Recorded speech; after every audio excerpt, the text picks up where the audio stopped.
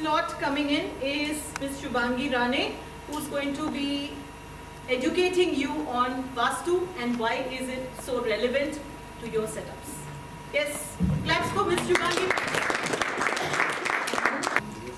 वास्तु सुनते ही आप सभी के माइंडसेट में या आपकी सोच में क्या आ जाता है? Can anyone tell me in one word? Yes sir, मिलेंगे। वास्तु बोलने के बाद ये आता है दिमाग में कि इसमें कोई दोष तो है नहीं। ओके काते सर। वास्तु मतलब सीधा तोड़फोड़। Okay. That is what the general mindset. No worry sir. Yes Sumi. For me, vastu means something कि किसी ने बोला सुनना ही पड़ेगा, अभी ऑप्शन नहीं है, या तो दूर रहो या तो पूरा सुनो। Okay, one word, Mr. Jay sir. Vastu for me, one word would be happiness, prosperity, Thank you. gratitude. Yes. Thank you. यहाँ पे मैं वास्तु के बारे में जो एजुकेशंस या जो भी इंफॉर्मेशन है वो देना चाहती हूँ। यहाँ पे आप सभी जो एक लाइन पढ़ सकते हैं, वास्तुशास्त्र प्रवक्ष्यामि लोकानां हितकामया। इस श्लोक के अनुसार वास्तुशास्त्र आज भी 5000-7000 साल से पुराना होने के बावजूद भी आज भी उतना ही हितकारक है हर सभी के लिए। फिर वो 100 स्क्वायर फीट का घर होने दीजिए या लाख स्क्वायर फीट का घर होने दीजिए या मूर्धान्धा। भूमि प्रासादयानानि शयनं च चतुर्विधम भूरेव मुख्य वस्तुतः तत्र जातानि यानि। महिमत एक ऐसा ग्रंथ है जो कि रावण जी के ससुर जी यानी कि मंदोदरी के पिताजी थे, उन्होंने लिखा हुआ है और उसमें लिखी ये लाइन है या ये श्लोक है। ये श्लोक ये कहता है कि भूमि यानी कि प्लॉट, राजप्रसाद यानी बंगला, आपका घर, वाहन, आसन, पलंग। अब ये जो 3-4 आगे के वर्ड्स है इसके बारे में 1 to 1 में मैं आपको बताऊंगी कि ये कैसे होता है, बट 2 चीजें जो हम अंडरस्टैंड कर सकते हैं वो है भूमि, प्लॉट और बंगला। अगर हम वास्तु का उपयोग इस तरह से पूरे वास्तुशास्त्र का उपयोग हम अपने लाइफ में करते हैं तो it will be definitely blessful for you. Next please.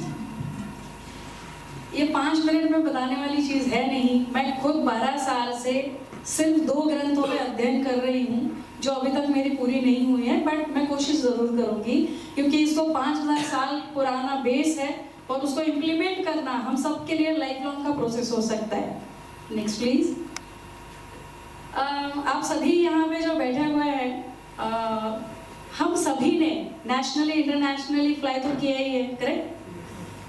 अब मैं ये जानना चाहती हूँ कि ये बहुत अच्छा सा वेदर में प्लेन उड़ रहा है और हम आप सभी इमेजिन करते हैं कि हम अभी यूएस के लिए फ्लाई करने जा रहे हैं। आप सभी इस प्लेन में ऑलरेडी बैठ चुके हो। Imagine this things. Next slide please sir. Next. मगर इसका पायलट जो है वो आपके बाजू में आके बैठा है। Is it a good? क्या होगा अगर पायलट आपके बाजू में आके बैठा है as a passenger? Right? So yes. अब मान लीजिए कि पायलट की जो जगह होती है ये उसकी खुद की सीट पे, जहां पे उसे प्लेन को टेक ऑफ लेना है, उसे उड़कर लेके जाना है और वो भी with safety, with all the details, क्योंकि उसके पास वहां पे राइट्स है जो चेयर उसके लिए बनी हुई है। अगर वो उसकी चेयर छोड़ के आपके बाजू में आके बैठेगा तो he will become a passenger, क्योंकि पायलट का रोल होता है कि इस प्लेन को स्मूथली लेके जाके लैंडिंग कराए अच्छे से और आपको आपके डेस्टिनी तक पहुंचाए। मगर वो अगर गलत जगह बैठ सकता है तो उसके इम्प्लीकेशंस भी गलत आने के चांसेस हो सकते हैं। नेक्स्ट है कि प्लेन तो है, पायलट भी चलो पायलट की सीट पे जाके बैठा, मगर उसमें फ्यूल ही नहीं है तो क्या होगा? टेक ऑफ नहीं करेगा। हम जैसे थे, जैसे हैं, वैसे ही रहेंगे। Next please. सब कुछ अच्छा है। अब ये फोटो में मैंने स्माइली डाला है because I don't want to blame name anyone. अगर आपके क्रू मेंबर, उस प्लेन में बैठे हुए क्रू मेंबर आपके साथ अच्छे से बिहेव नहीं करते हैं तो आप सभी को कैसे लगेगा? Will you be happy, satisfied? Next आता है सब कुछ अच्छा है, पायलट ने बहुत अच्छे से राइड कर सकता है, उसके पास सभी कैपेसिटीज है और फ्यूल भी है, क्रू मेंबर्स भी है, बहुत अच्छे से आपको ग्रीट कर रहे हैं, सब कुछ कर रहे हैं, but you don't have any passengers. Will it be okay to fly? Next please. चारों चीजें हैं, पैसेंजर भी आपके पास भरे पड़े हैं, बट आपके पास जो कि प्लेन के लिए होता है ATC, एयर ट्रैफिक कंट्रोलर, वो नहीं है। आपके पास बहुत अच्छा सा शानदार एयरपोर्ट जहां पे आपका ड्यू डिलिजेंस सब कुछ हो सकता है, वो नहीं है। तो क्या आपका लैंडिंग स्मूथली हो पाएगा? आप आपके पैसेंजर्स को अच्छे से ग्रीट कर पाओगे, अच्छे से रिस्पेक्ट दे पाओगे? Thank you. Next please. अब यहाँ पे आता है वास्तु कि ये सब चीजों को आप आपके बिजनेस में कैसे इम्प्लीकेट कर सकते हैं, प्लीज, फॉर योर बिजनेस। आप सोचिए कि वो पायलट आप हैं और आप गलत जगह बैठे हो, तो क्या होगा? दूसरा, your investment is your business fuel. आपने बहुत सारा इन्वेस्टमेंट किया हुआ है, कैश फ्लो लगा हुआ है, आपके पैसे लगा हुए हैं, बट वो रोटेट नहीं हो रहे और करेक्ट डायरेक्शंस में नहीं जा रहे, खर्चे ही बढ़ रहे हैं। इनकम तो आ रहा है बट खर्चे ज्यादा हो रहे हैं, तो क्या होगा? आपका मैनेजमेंट जो है वो करेक्ट नहीं हो पाएगा। Next please. Your crew is your employee. आप सब कुछ अच्छे से कर रहे हो, मगर आपका जो एम्प्लॉय मैनेजमेंट का थिंग है वो अच्छे से, आप कुछ सब देने के बावजूद भी वो सेटिस्फैक्टरी नहीं हो पा रहा है। They are not gelling with your company or your other colleagues. तो इस चीज को, उनका सेटिंग पोजीशंस, उनका काम करने का तरीका, इस चीज को आप वास्तु का बेनिफिट लेके यूज कर सकते हो। Your client is your sales teams and clients is your passenger. अगर आपकी सेल्स टीम अच्छे से परफॉर्म कर सकती है, अच्छे से परफॉर्म करनी चाहिए, as well as your client, कि आपके क्लाइंट का जो ओवरव्यू है या आपका रिव्यूज जो आ रहा है वो अच्छे से आना चाहिए। तो उसके लिए आपकी सेल्स टीम्स कहाँ बैठ रही है, किस तरह से काम कर रही है, ये बहुत इम्पैक्टफुल होता है। Next please. अब इस सब चीज में आपका जो ATS हो सकता है, उसमें वास्तु, ज्योतिष, योग एंड आयुर्वेद, ये जो 4 मेजर पिलर है हर शास्त्र में, वास्तु शास्त्र में योग शास्त्र भी उतना ही महत्वपूर्ण है, आयुर्वेदिक शास्त्र भी उतना ही महत्वपूर्ण है, और सबसे इम्पोर्टेंट ज्योतिष शास्त्र, जो कि आपको डायरेक्शंस देता है। वास्तु शास्त्र आपका पृथ्वी तत्व एनहांस करता है, ज्योतिष शास्त्र आपका वायु तत्व एनहांस करता है, योग शास्त्र आपका जल तत्व एनहांस करता है, और आयुर्वेदिक शास्त्र आपका अग्नि तत्व एनहांस करता है। अगर इस 4 तत्वों को आप साथ में जोड़ के रखेंगे आपके वास्तु में, तो ऑटोमेटिकली जो 5वां तत्व है आकाश तत्व, वो इन चारों में से ही संलग्न होके निकलता है, and then you will become your own ATC for your business. Next please. जैसे मैंने कहा, 4 pillars of your business, your investment, money management, your employee, your sales and clients. These are the 4 pillars of your businesses. अब इन 4 pillars को आप आपके वास्तु के पंच तत्वों को अलाइन करके आप उसका यूटिलाइजेशन कर सकते हो। Next sir. अब ये जो चीज मैंने आपको कही, 4 pillars, these are the 81 पदमंडलस। आपका वास्तु अगर वो 100 स्क्वायर फीट का घर है या एनी लिमिट ऑफ बंगलो है, कितना भी बड़ा, तो भी यही रूल एप्लीकेबल होता है।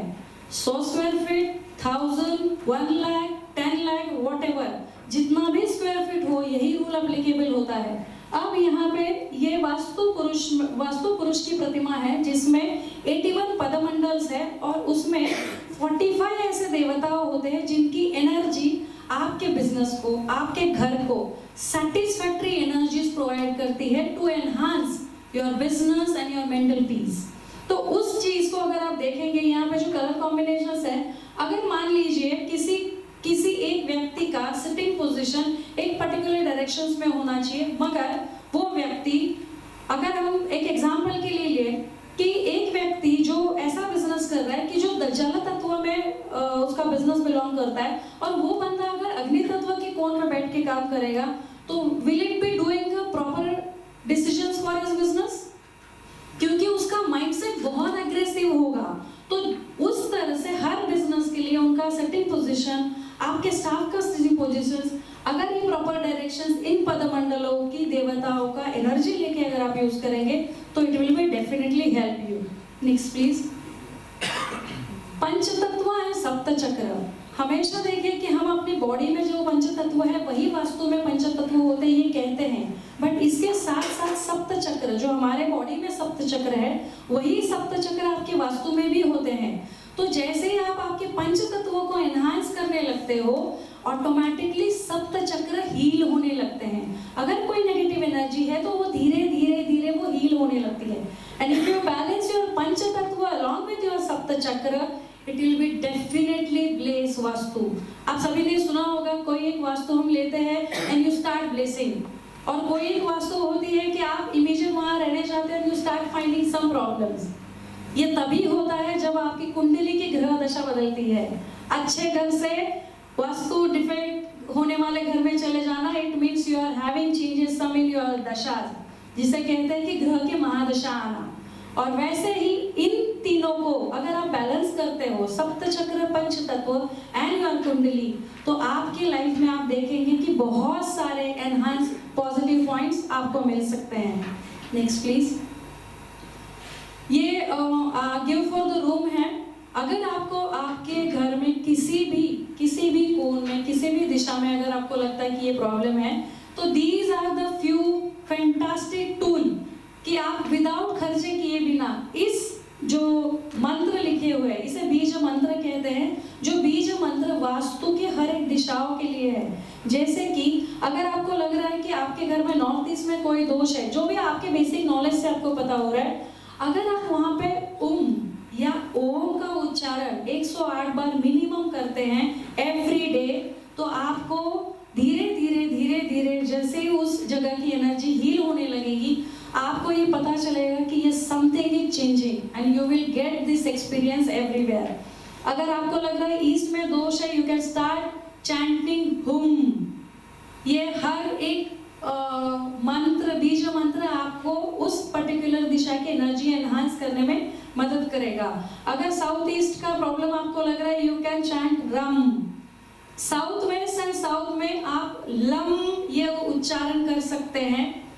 वेस्ट के लिए है वम, नॉर्थ ईस्ट यम एंड नॉर्थ के लिए हम। अगर आप इनका उच्चारण अभी भी करेंगे तो आप पाएंगे कि आपके जिह्वा और आपके मुंह में एक कंपन एनहांस हो रहा है। और जब ये आप बहुत अच्छे से लाउडली चैंट करोगे तो यही कंपन, यही एनर्जी आपके उस वास्तु के उस पर्टिकुलर डायरेक्शंस की एनर्जी को हील करना चालू कर देती है। दिस सूक्ष्मता, इसे एक्चुअली ये सूक्ष्म उपाय कहते हैं। ये सूक्ष्मता में जाके करने वाला उपाय है, बट आज हमारे पास इतना समय नहीं होता है कि हम ये करें, इसीलिए रेमेडियल फैक्ट आया है। विदाउट रेमेडी किए बिना भी आप सिर्फ इससे भी वो रिजल्ट पा सकते हैं by giving your time and efforts. Next. So aviation industry is based on science, but Vastu is a science of directions. So I hope कि मेरे इस बेसिक इन्फो से आपको कुछ एड वैल्यू हुआ होगा। Next please. I'm Shubhangi Rane, vastu expert, jyotish expert, tarot card reader, numerologist and certified dowser. If you want any free tips, please connect us on our LinkedIn and Facebook also. Next please. Vastu kahe tathastu. Thank you so much.